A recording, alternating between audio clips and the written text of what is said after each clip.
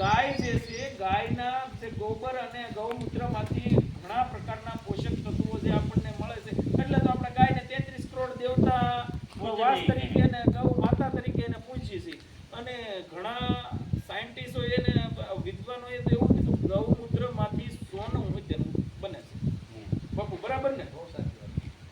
અને ખાસ એનાય કરતા આપણે અત્યારના યુગ પ્રમાણે તમે જમીનને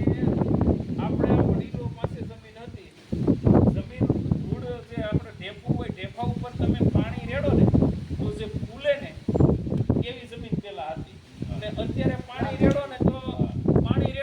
શીશું થઈ જાય સપાટ થઈ જાય એનો મતલબ કે એવી આપણે જે અંદરના સજીવ બેક્ટેરિયાઓને આપણે દવા અને કેમિકલ નાખી ફર્ટિલાઇઝર અને કેમિકલ નાખીને નાશ પામી નથી બરાબર તો ઈ જે છે એને ફરીથી સજીવ કરવા માટે આપણે જે ધીમે ધીમે ઓર્ગેનિક બેઝ ઉપર વળશું તો આવનારી પેઢીને આપણે આવી જમીન પાછી આપીશું જો આપણે લાંબો સમય આ જમીનની સાયકલ ચલાવવી છે તો બાકી અત્યારે જો કેન્સર ટ્રેન્ડની વાત કરીએ તો પંજાબ હતું ને પંજાબની આગળ મોખરે આપણે ગુજરાત છે અને ગુજરાતમાં ખાસ કરીને ભાવનગર જિલ્લો અત્યારે ભારત દેશની અંદર સૌથી વધારામાં વધારે કેન્સર અને પેલા હાર્ટ એટેકના અને ડાયાબિટીસના આવા દર્દી જો તમને જોવા મળતા હોય તો સૌથી વધારે ભાવનગર